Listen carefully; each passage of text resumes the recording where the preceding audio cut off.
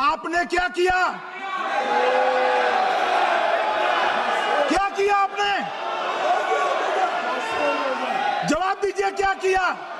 और मैं राहुल गांधी जी को चैलेंज देना चाहता हूं, इन्होंने इस आतंकवादी हमलों के खिलाफ उनकी सरकार ने जो कदम उठाए, यहां खड़े रहकर हिम्मत से बताए देश की जनता को, कुछ नहीं किया मान्यवर। अरे आज यहाँ बैठे हुए हो, हवाई जहाजों में चलते हो और उनमें चलते हो, किसने दिए, किसने बनाए?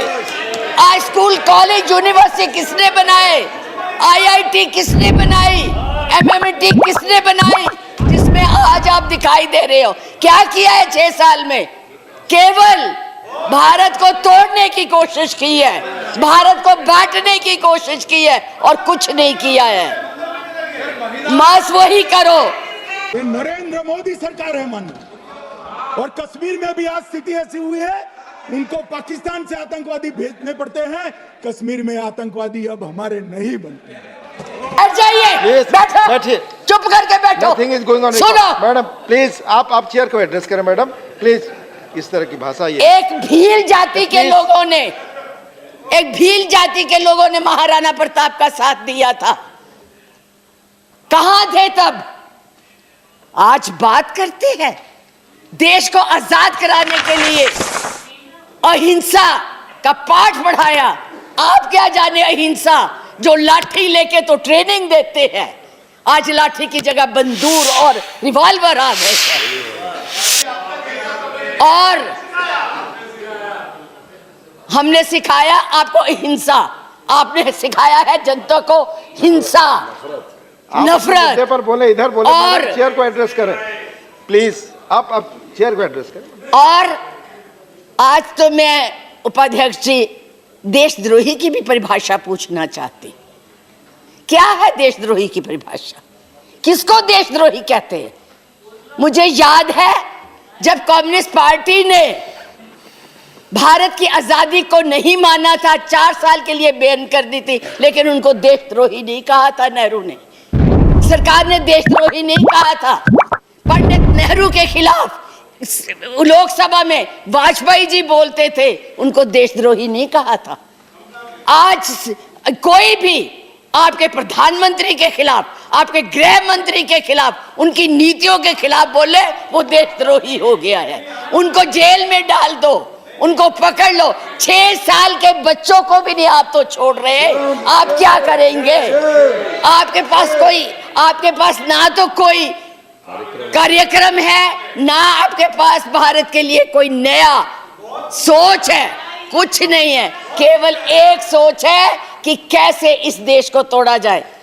ये यहाँ से आतंकवादियों की फोटो पाकिस्तान भेजते रहे, डोजियर भेजते रहे।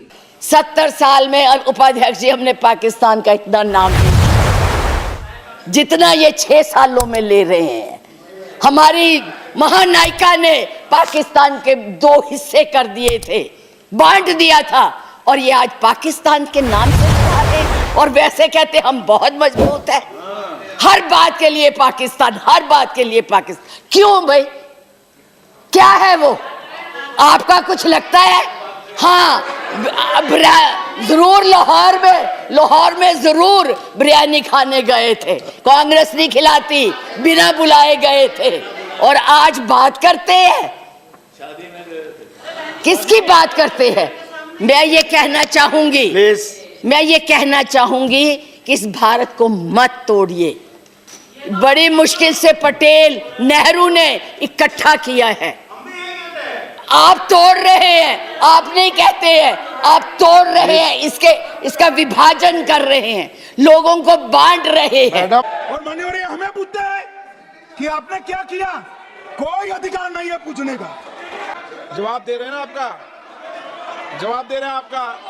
जब तक हमारी सरकारें थी, किसी की हिम्मत नहीं पड़ती थी हमारे देश की तरफ देख ले। आप लोगों ने किया है ये सब, अपनी करतूतों को छुपाने के लिए उन लोगों की मदद ले रहे हैं। आपके पास कोई प्रोग्राम नहीं है, आपके पास कोई कार्यक्रम नहीं है, केवल एक कर्म है कि गोली से उड़ा दो जी, मार दो जी, खड़ा दो जी। यही आपकी यही आप करने जा रहे हैं। इसलिए मैं आप लोगों से कहती हूँ, कि इस देश को मत बांटिए, इस देश की एकता को बनाए रखिए। इस देश में जो भी यहाँ है, आज वो सदियों से रह रहे हैं, अभी नहीं आए हैं। अब पाकिस्तान और बांग्लादेश, अरे भाई वो तो है ही इस्लामिक कंट्रीज, उनके बारे में क्या बोलना है? हम तो सेकुलर, हम तो धर्म को मानते हैं। किस धर्म की बात आप करते हैं? किस राम की बात करते हैं जिसने अपनी मर्यादा को रखने के लिए जनता की बातें सुनी थी? उस जनता की बात सुन के उसने सीता को वनवास भेज दिया, और आप लोग बात तक नहीं करना चाहते। किस राम राज्य की बात करते हैं? किसको पूजते हैं आप? मंदिर बनाइए, जरूर बनाइए, लेकिन उनके आदर्शों को भी मानिए, उनकी बताई हुई बातों को भी मानिए। सिर्फ केवल कहने से बात नहीं बनती है, ऊंचे ऊंचे भाषण देने से नहीं बात बनती है। इसलिए मैं यही कहूंगी कि इस देश को मत बांटिए, एक रहने दीजिए, ये नफरत मत फैलाइए। ये आपके लिए भी और हमारे लिए भी बहुत धन्यवाद। आज आप लोग इस देश को इस तरह से बांटना चाहते हैं। कुछ नहीं है, ना महिलाओं के लिए है। आज पूरी महिलाएं जो है इस चिंता में हैं कि हमारा भविष्य ठीक है, हम सुरक्षित हैं, वहां उनको कुछ दिया नहीं जा रहा। और मैं ये कहना चाहूंगी कि मैं पूछना चाहती हूं, क्योंकि आप बहुत इतिहास के बखे हुए हैं, मोहम्मद गौरी को किसने बुलाया था? किसने कहा था दिल्ली में आक्रमण करने के लिए? कौन जयचंद था? कौन जयचंद था? महाराणा प्रताप जब हल्दी की घाटी में लड़ रहे थे, किस राजा ने उसकी मदद की अकबर के खिलाफ में? प्लीज आप चेयर को एड्रेस करें, आपस में चर्चा ना करें। मैं तो उनको एड्रेस ही नहीं करती जी, मैं उनको समझती कुछ नहीं हूँ। वो है ही कुछ नहीं, जिनको बोलने की समझ नहीं है, उनसे क्या बात करनी है। मैं तो ये कह रही हूँ कि इस देश को मत बांटिए, इस देश के टुकड़े मत कीजिए, नफरत मत फैलाइए। बहन जी चुप रहिए, अपनी बारी में बोल लेना जो बोलना होगा, अब चुप करके बैठी रहिए प्लीज। अब देश के टुकड़े मत कीजिए।